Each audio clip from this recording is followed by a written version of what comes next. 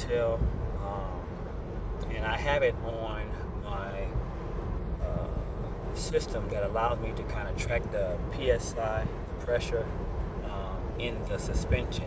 And as you can see, I have the rear axle suspension pressure on top and the front axle pressure sensor on the bottom. And I'm looking at it, and it's fluctuating.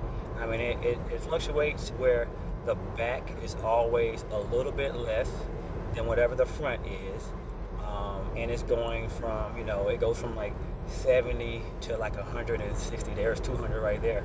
And I am currently driving as well. So pressing the brake right now, and the sensor, that's what it does there. So not sure if that's normal or not. Right now I'm not pressing the gas, it's just coasting. Not pressing the gas, just coasting.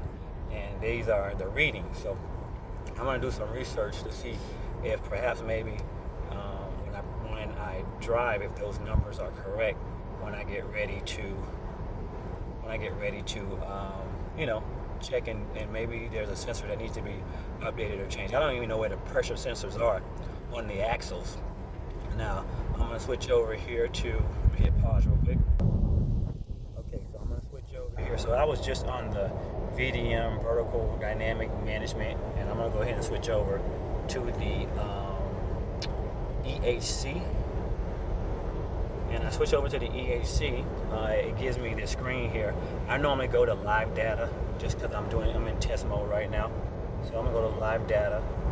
And once I get into live data, I have these options here: power supply, compressor, status of compressor, ride height sensor, status of button, status of pressure, and solenoid value pressure. So the two that I like to work with is the solenoid status, the status of solenoid valve. I also like to work with the ride height sensor. But I am going to go straight to the status of pressure for my tank. And my pressure tank is typically at 258 PSIs. I think that's a pretty normal pressure for my tank, for my pressure reservoir. This is the tank that gets filled from your compressor, your air compressor. It holds the air and releases it to the struts and shocks. So that's what that looks like. And then I go to here, my status of my compressor, just to make sure that it's not overheating or anything like that. And right now the temperature is about 114 degrees Fahrenheit. I think that's pretty good. Earlier it was at like 90, it was at like 98 or something like that. So it's only 5 degrees more, which means that while I've been driving, it has come on a couple times to, and then when it comes on, obviously it heats up. So this is a good way for you to test to see if your compressor is working too much. At 114, I think it's working just enough.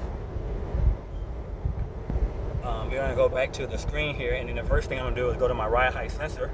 And these right here, this is going to tell me where my front sensors are, the very first four, which is the left front, left rear, right rear.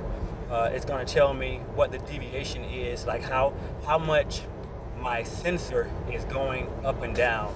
And it's very, very little. I mean, you're talking like less than an inch. Sometimes it goes like a half an inch or so. So like the first one is jumping from like 1 to 2, 2 to 3, not even a full inch or anything. So it's riding level, that's for sure. The second one is jumping around a little bit, and obviously the rear is doing what it does. So those actually look pretty decent. The very next four is the same lineup. Is the very same lineup, but it's just telling me the voltage of each sensor. Like if the sensor is receiving, am I right? Yeah, ride height sensor. It's telling me if the sensor is receiving more voltage, which means that if it's my car is uneven, then it's probably going to receive more voltage. Like that one right there, the rear left sensor, I feel is working a little harder than the other three. So that means that perhaps maybe that strut is not working properly, and that's what I'm trying to evaluate in this drive car test. So we got that, we got those numbers, and I kind of know what they should be and what they are.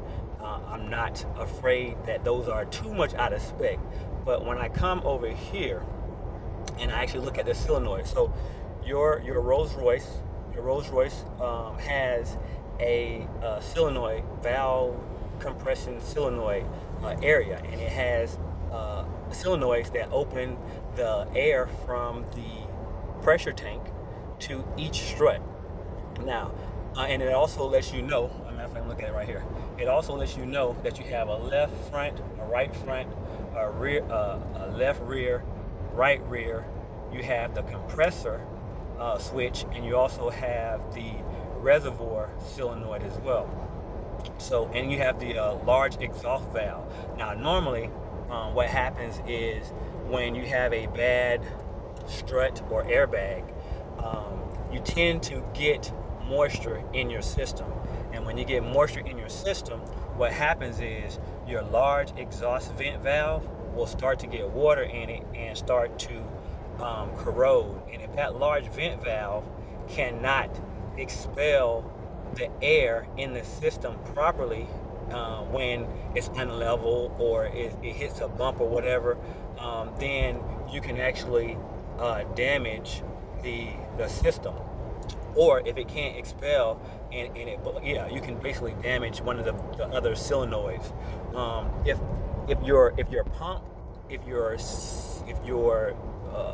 strut or airbag is not working properly, like the airbag is leaking, then your pump is going to come on a lot more, and that temperature is going to be a lot higher. So because right now I see that everything is closed and I'm riding smooth, I really don't have a problem. However, I think like every 30 minutes or every 20 minutes of driving, I get that my left rear solenoid valve opens really quick.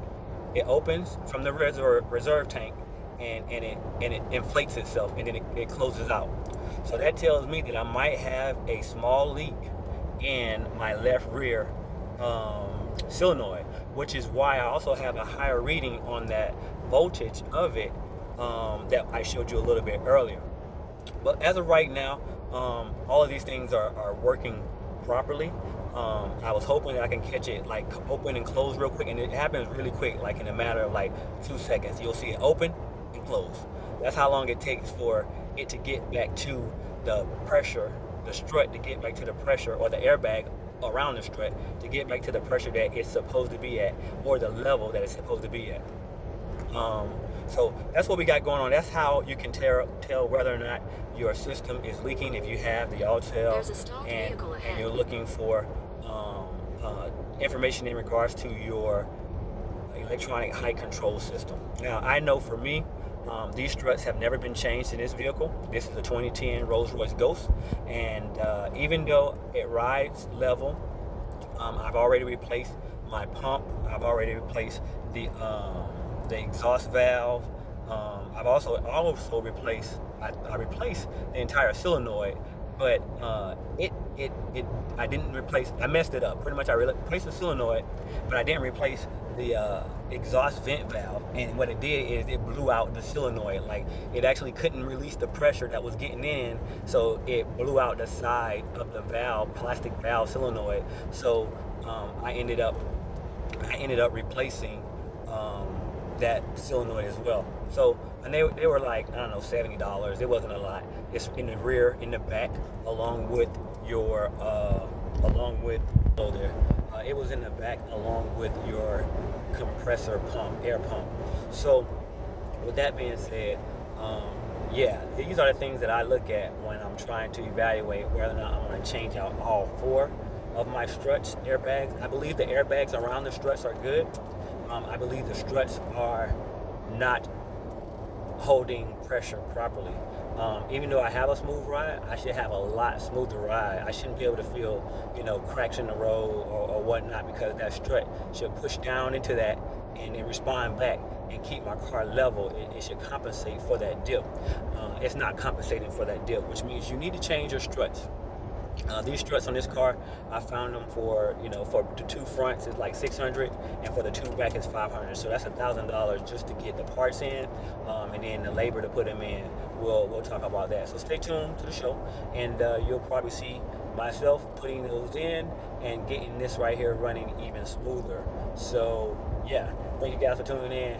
It's your boy Yuka with the double R doing maintenance. You can do this. It is pretty easy. It really is. I mean, really it ain't, but it is. But I'm gonna say it is, but it really ain't if you're not mechanically inclined. But yeah, we'll get there. Make sure you get your alt tail.